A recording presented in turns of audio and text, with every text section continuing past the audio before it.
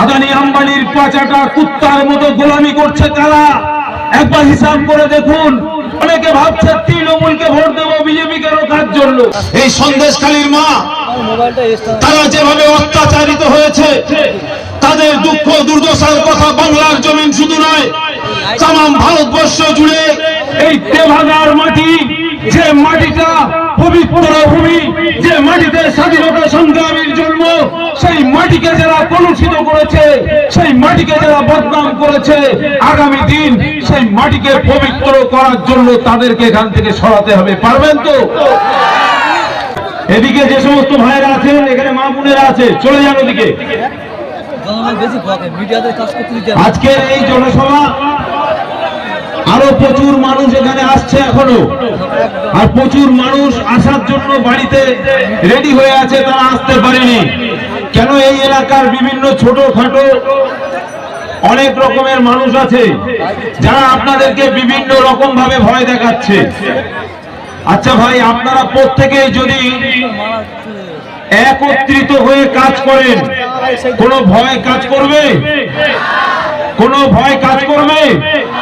আজকের পর থেকে আপনাদেরকে বলে যাই, এলাকার পুলিশ প্রশাসনের কাছে সম্পর্ক রেখে আপনারা কাজ করবেন।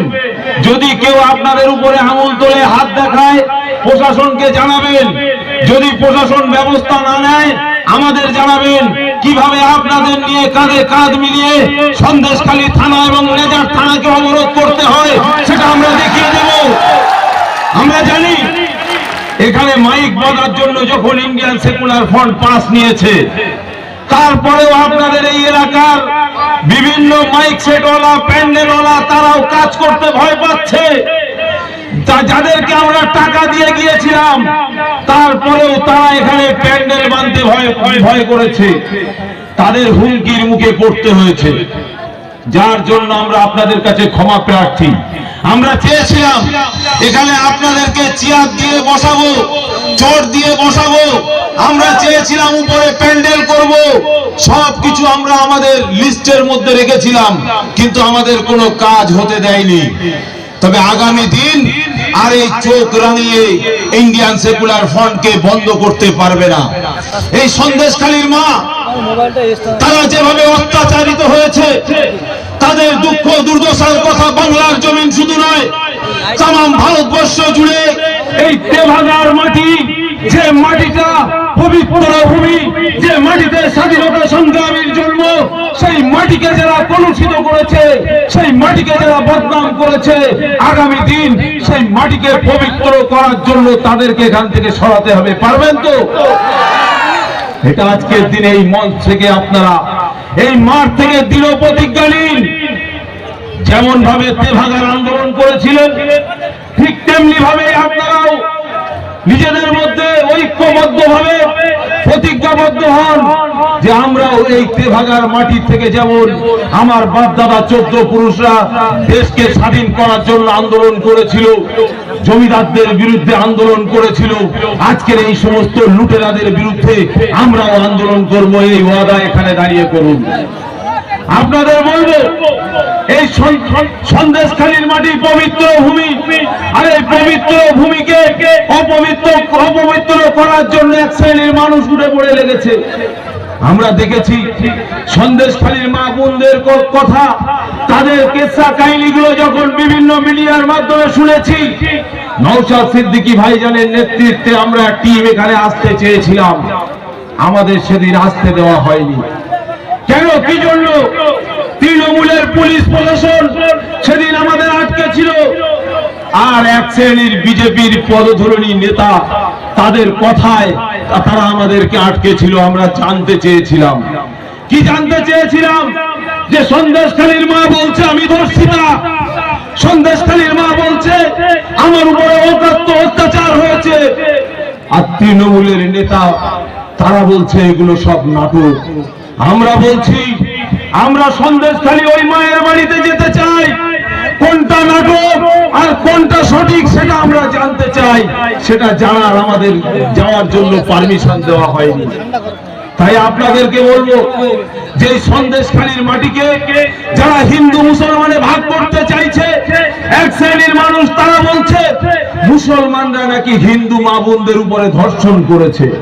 এই প্রচারটা যা এক শ্রেণীর মানুষ চালাচ্ছে, তাদেরকে জবাব দিতে হবে। দেবেন তো?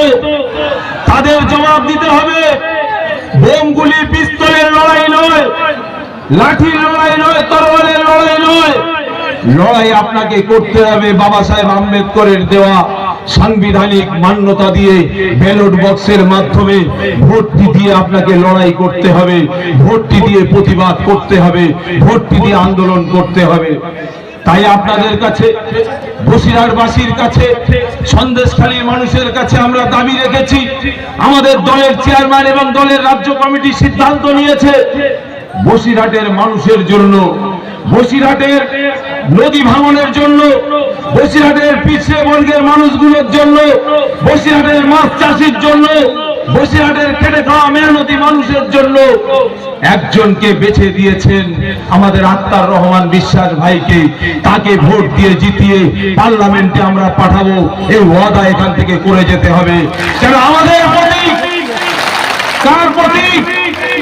আমাদের প্রতীক, আমাদের প্রতীক খাম চিহ্ন। আর এই খাম চিহ্ন নিয়ে দাঁড়িয়েছে আক্তার ভাই। আর এই আক্তার ভাইকে বিপুল ভোটে জয়যুক্ত করতে হবে, দলিতের অধিকারকে বুঝিয়ে দেওয়ার জন্য, আদিবাসীর অধিকারকে বুঝিয়ে দেওয়ার জন্য, জল জমি জঙ্গলের অধিকারকে বুঝিয়ে দেওয়ার জন্য।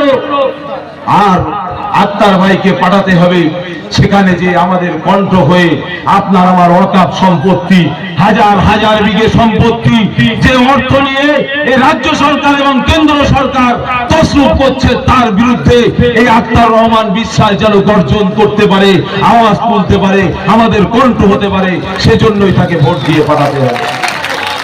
অনেক হিন্দু ভাই মা বোন আশপাশে ঘোরাফেরা করছেন, আছেন, এর মধ্যে আমরা দেখতে পাচ্ছি।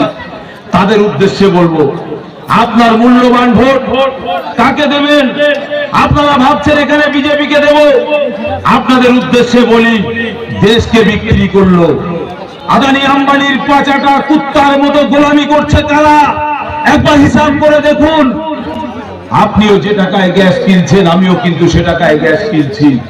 আপনার জন্য খাস করে কিছু করা হচ্ছে না। রেল বিক্রি হয়ে গেল, এলআইসি বিক্রি হয়ে গেল, দেশের বড় বড় সম্পত্তিগুলো, দেশের হেরিটেজ বিল্ডিং গুলো পর্যন্ত এই নরেন্দ্র মোদী সরকার বিক্রি করে দেওয়ার চিন্তা ভাবনা নিয়েছে। তাই আপনাদের বলবো, দেশ বাঁচাবার জন্য এই বসিরহাট লোকসভায় আমাদের আক্তার রহমান বিশ্বাসকে খাম চিহ্নে ভোট দিন, নইলে আপনার ভোট বিফলে যাবে। অনেকে ভাবছে তৃণমূলকে ভোট দেবো বিজেপিকে রোখার জন্য। তাদের উদ্দেশ্যে বলছি, একবার মনে মনে ভাবুন, তৃণমূলের এত নেতা থাকতে, এত মন্ত্রী থাকতে, এত এমএলএ এমপি ভদ্রলোক থাকতে, সব কিছুকে বাদ দিয়ে চারজন মিলে ধরে তুলতে হয় এরকম প্রার্থীকে কেন বসিরহাটে দিয়েছে, তার কৈফিয়ত আপনাকে দিতে হবে। আমরা আপনাদের কাছে বলতে চাই, বসিরহাটের মানুষের কণ্ঠ যদি হতো, তাহলে তরু তাজা টাটকা যুবককে দিত। বসিরহাটের মানুষের কাজে যদি লাগতো, তাহলে একজন ভদ্র মানুষকে দিত। কিন্তু তাদেরকে দেওয়া হলো না। তাদেরকে দিয়েছে একজন চারজন মিলে ধরে তুলছে সেরকম ব্যক্তিকে প্রার্থী করেছে। অতএব তৃণমূলী ভাইদের উদ্দেশ্যে বলবো, আপনিও আপনার মূল্যবান ভোট, আপনার ভোটটা বিফলে দেবেন না। আপনার মূল্যবান ভোটটা ইন্ডিয়ান সেকুলার ফ্রন্টের খাম চিহ্নে দিয়ে একটিবার আইএসএফ এর সুযোগ করে দিন। আপনার কণ্ঠ হয়ে আপনার আওয়াজ যাতে লোকসভার মধ্যে তুলতে পারে সে ব্যবস্থা আপনি করুন।